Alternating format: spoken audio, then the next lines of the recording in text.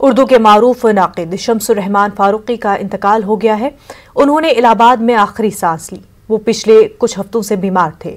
गुज़िश्ता दिनों दिल्ली के स्कॉट में उनका इलाज भी हुआ था। शम्सुर रहमान फारूकी के इंतकाल के साथ ही एक अहद का खात्मा हो गया है। उर्दू अदब में शम्सुर रहमान फारूकी कई हवालों से मशहूर हैं।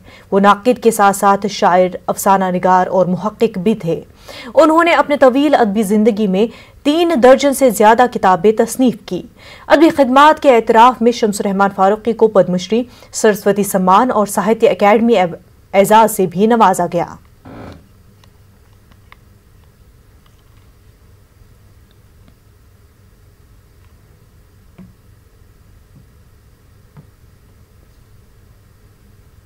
तो नाजरीन, इस वक्त हमारे साथ NCPUL के डायरेक्टर प्रोफेसर अकील साहब हमारे साथ जुड़ चुके हैं। अकील साहब, प्रोफेसर फारूकी के इंतकाल पर तमाम अदबी हलकों में जो है काफी गम की लहर है, क्या कहेंगे? जी, इसमें कोई शक नहीं है। प्रोफेसर शम्सुर रहमान फारूकी का इंतकाल पूरी दुनिया के लिए बेहद अफसोसनाक बात है। और प्रोफेसर शम्सुर रहमान फारूकी सिर्फ एक शख्सियत का नाम नहीं था, बल्कि प्रोफेसर शम्सुर रहमान फारूकी अपने आप में एक इंस्टीट्यूशन थे। और एक इंस्टीट्यूशन का नुकसान, एक इंस्टीट्यूशन के तौर पर उर्दू दुनिया का, इसको हम नुकसान कह सकते हैं, खसारा कह सकते हैं। शम्सुर रहमान फारूकी दुनिया के सफ़े अव्वल के अदीबों में से एक थे। उनके जो कारनामे हैं वो क़यामत उनके कारनामे को लोग याद करते रहेंगे। और NCPUL के वो वाइस प्रेसिडेंट भी रह चुके हैं।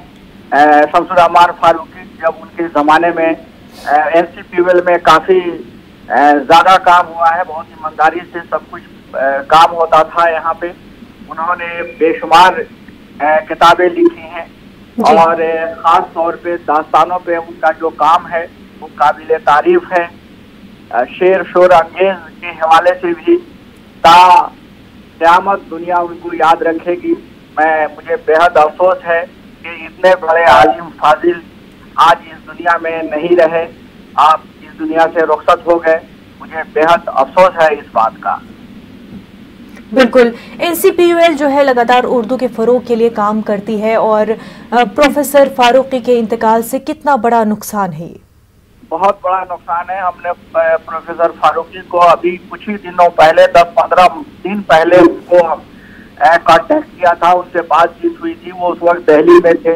मैंने उनसे गुजारिश की थी कि आप एक लेक्चर हमें दीजिए जिसको हम बाद में पब्लिश भी करेंगे, और वो तैयार भी हो गए थे। उन्होंने कहा था कि हम कोशिश करेंगे। हालांकि आजकल मैं इस लायक नहीं हूँ कि मैं ज़्यादा से ज़्यादा बोल सकूँ, लेकिन फिर भी NCPUL के लिए मैं एक लेक्चर जरूर दूंगा। और उन्होंने पूरा वादा किया था, लेकिन मुझे अफसोस है कि वो लेक्चर देने से पहले ही इस दुनिया से गुजर चुके। और NCPUL की तरफ से मैं बेहद तकलीफ मुझे है, और मुझे ही क्या पूरी उर्दू दुनिया को उनके इंतकाल का बेहद अफसोस है।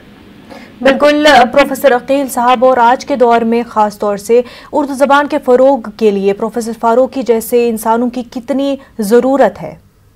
बेहद ज़रूरत है। आज प्रोफेसर फारूकी जैसे इंसान इस दुनिया में बहुत कम ही पैदा होते हैं, रेयर कभी। न जाने किस शुभ मुहूर्त में वो इस दुनिया में तशरीफ लाए थे, और पता नहीं वो शुभ मुहूर्त अब दोबारा कब इस दुनिया के अंदर आएगा, और कब कोई दूसरा फारूकी जैसा शख्स जो उर्दू का बहुत बड़ा आशिक था, वो अगर बेसिकली वो उर्दू के वो नहीं थे, वो तो सिविल सर्विसेज में थे। इसके बावजूद उर्दू के लिए जो उनका कंट्रीब्यूशन है वो बहुत बड़ा कंट्रीब्यूशन है।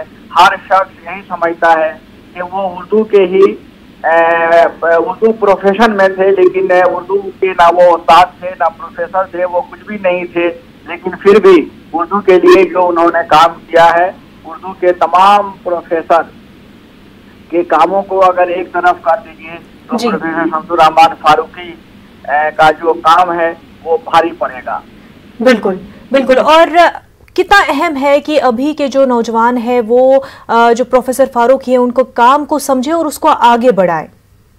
देखिए, अगर सही मानों में अगर आप कहिए कि उर्दू वाले अगर खिराज अकीदत पेश करना चाहते हैं शमसुर्रहमान फारूकी को, तो वो अब खिराज अकीदत पेश करने के लिए उर्दू के फ़रोग़ का बेड़ा उन्हें उठाना पड़ेगा और उर्दू के फ़रोग़ के लिए उन्हें लगातार कोशिश करनी चाहिए। दूसरी बात ये कि फारूकी साहब ने जिस तरह से उर्दू के फ़रोग़ के लिए और अदब के फ़रोग़ के लिए काम किया है, नई नस्ल को चाहिए कि उनके बताए हुए रास्ते पर चल के, उनके नक्शे कदम पर चलकर वैसे ही अदब की तख्लीक की जाए जो खालिस अदब हो, जो जिसमें वो ट्रेंड सेटर की सलाहियत मौजूद हो। तो ऐसा अगर काम किया जाए तो मुझे ऐसा लगता है कि प्रोफेसर फारूकी के लिए सबसे बड़ा खिराज अकीदत यही होगा। बिल्कुल। प्रोफेसर अकील साहब, आपका बेहद शुक्रिया हमारे साथ बात करने के लिए।